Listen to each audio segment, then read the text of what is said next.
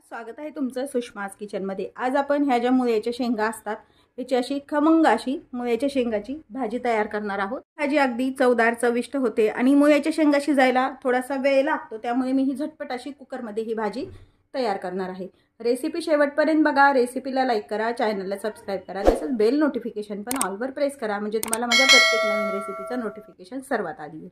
आता आपण मुळ्याच्या शेंगाची भाजी तयार करायला सुरुवात करूया।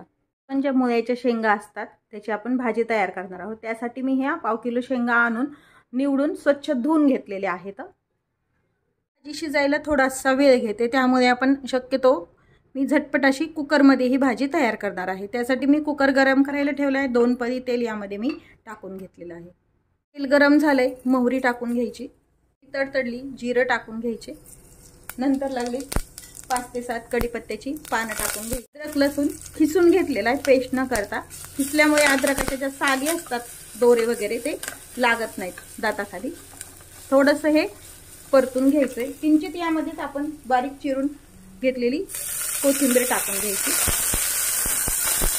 गॅस मात्र कमीच ठेवायचा। थोडीशी हळद टाकून घ्यायची, हिंग 2 मिनिट मिक्स करून घ्यायचं। आता यामध्ये ज्या धुवून घेतलेल्या शेंगा आहेत त्या टाकून घ्यायच्या आणि 1 मिनिटभर तडक्यामध्ये ह्या परतून घ्यायच्या। अगदी छान भाजी होते आणि चवदार पण लागते आणि शिजायला पण वेळ लागत नाही, आपण कुकरमध्ये बनवतोय म्हणून। मिनिटभर आपण परतून घेतलेला आहे। आता यामध्ये बाकीचे मसाले ऍड करूया। आवश्यकतेनुसार लाल तिखट टाकून घ्या, छोटा चमचा कांदा लसूण मसाला, धण्याचं भाजून केलेलं कूट, थोडंसं जाडसर कूट टाकायचंय, चवीपुरतं मीठ टाकून घ्यायचंय।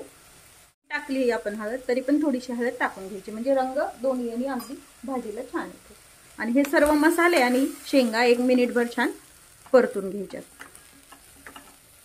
मसाले आणि शेंगा आपण मिनिटभर परतून घेतल्यात। यामध्ये शिजण्यासाठी आवश्यकतेनुसार गरम पाणी वापरायचंय। पाणी थंड नका टाकू, गरमच टाका। थंड टाकलं तर भाजीची चव पण बदलते आणि शिजत पण नाही लवकर। आता तुम्हाला रस्सा हवा त्या पद्धतीने तुम्ही यामध्ये पाणी टाकून घ्यायचंय। अगदी कोरडी भाजी जरी करायची असेल तर उगी थेंबर शिजण्यापुरतं पाणी टाकायचं आणि 2 शिट्ट्या घ्यायच्या। आता हे आपण पाणी टाकून घेतलंय, याचं आपण झाकण लावून घेऊया कुकरचं। आता कुकरचं झाकण लावून घ्यायचंय आणि मीडियम हीटवरती 2 शिट्ट्या करून घ्यायच्या म्हणजे व्यवस्थित आपल्या शेंगा ह्या मुळ्याच्या शिजल्या जातात। आपल्या शिट्ट्या पूर्ण झाल्यात, वाफ पण काढून घेतली, उघडून पाहूया। पाहू शकता अगदी भाजी छान तयार झालेली आहे आणि शेंगा पण व्यवस्थित ह्या पटकन शिजल्या गेल्यात। अगदी 2 शिट्ट्यातच भाजी शिजली जाते। मला असा थोडासाच रस्सा हवा होता, त्यामुळे मी कमी पाणी वापरले। तुम्हाला जर जास्त रस्सा हवा असेल तर तुम्ही जास्त पण वापरू शकता। आपली मुळ्याच्या शेंगाची भाजी वरतून थोडीशी कोथिंबीर टाकून घ्यायची। भाकरी, पोळी, बाजरीची भाकरी, ज्वारीची भाकरी, कोणत्याही भाकरीसोबत किंवा पोळीसोबत ही भाजी अगदी चवदार आणि चविष्ट लागते।